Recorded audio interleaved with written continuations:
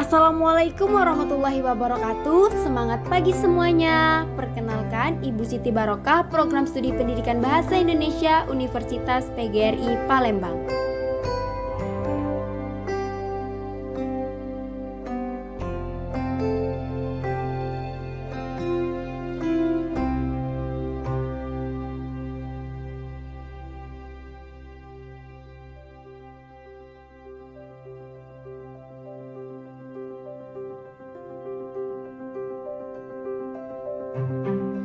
Sebelum masuk ke materi, mari bersama kita simak contoh video ceramah berikut.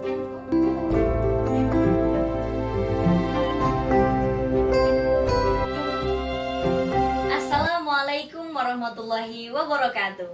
Hai Sobat Literasi, balik lagi sama aku Nani Muftihah di Laba, Literasi Anak Bangsa Cerdaskan Indonesia.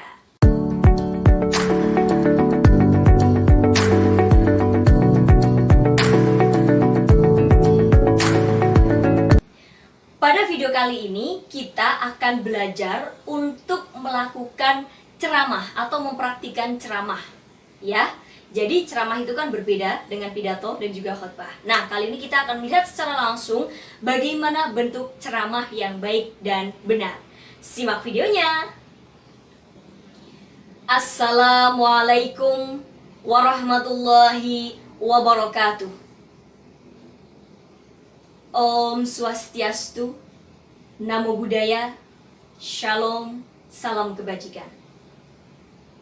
Yang saya sayangi, sahabat literasi di seluruh Indonesia.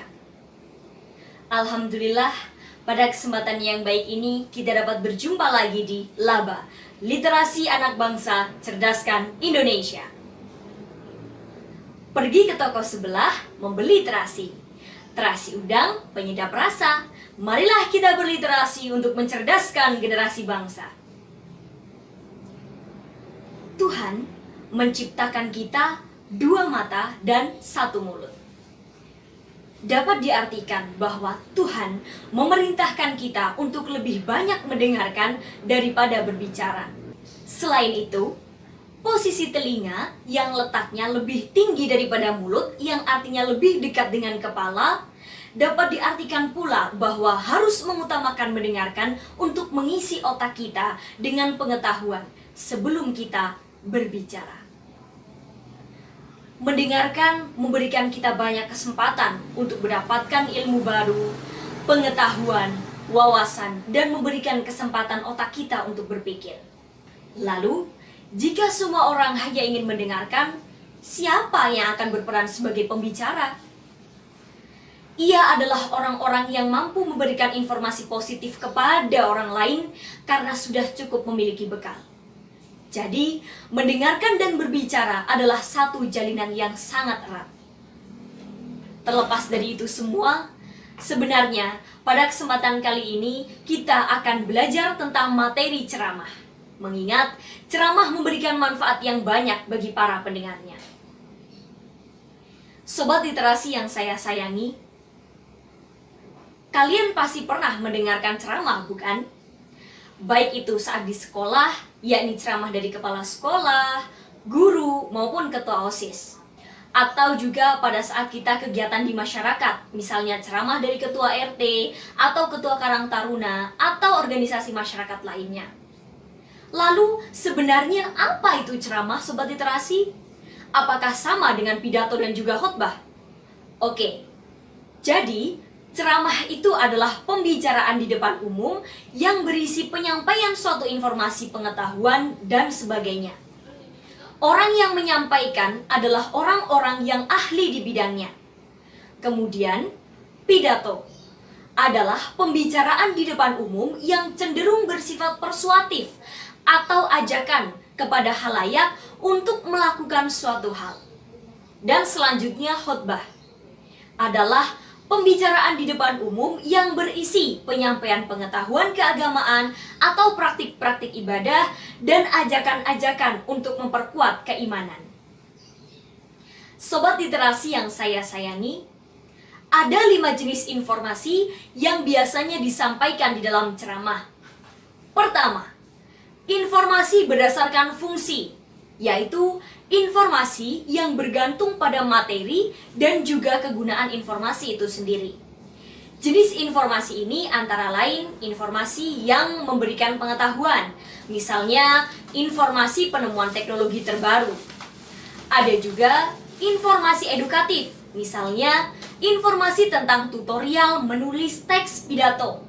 Selain itu, juga ada informasi yang menyenangkan, misalnya cerita pendek, komik atau dongeng, dan lain sebagainya. Yang kedua, informasi berdasarkan format penyajian, yakni informasi berdasarkan bentuk penyajiannya. Informasi ini dapat berupa foto, artikel, atau karikatur, karena sangat memungkinkan seorang penceramah menunjukkan informasi secara langsung. Kemudian jenis informasi yang ketiga, yakni informasi berdasarkan lokasi peristiwa, yaitu informasi berdasarkan berlangsungnya suatu peristiwa. Informasi ini berupa informasi daerah, nasional, atau bahkan mancanegara. Dan jenis yang keempat, informasi berdasarkan bidang kehidupan, misalnya pendidikan, olahraga, budaya, dan politik. Kemudian yang terakhir Sobat Literasi, yakni jenis informasi berdasarkan bidang kepentingan, yakni berkaitan dengan keselamatan, perubahan yang berpengaruh, kiat-kiat meningkatkan kualitas hidup, dan peluang bagi para pendengar. Sobat Literasi yang saya sayangi, demikian yang dapat saya sampaikan. Terima kasih dan wassalamualaikum warahmatullahi wabarakatuh. Nah, setelah menyimak video tadi, apakah yang dimaksud dengan teks ceramah? Teks ceramah adalah teks yang berisi pengetahuan, penyampaian suatu informasi baik pengetahuan maupun umum. Struktur teks ceramah, pertama pendahuluan, kedua isi, ketiga penutup. Ciri-ciri teks ceramah berisi argumen, disampaikan oleh seorang yang ahli, menjelaskan untuk memperluas pengetahuan para pendengar, terdapat ajakan, memiliki fakta dan data, komunikasi dua atau banyak arah. Langkah-langkah menulis teks ceramah, yang pertama menentukan topik, kedua merumuskan tujuan ceramah, ketiga menyusun kerangka ceramah, dan keempat menyusun ceramah sesuai kerangka.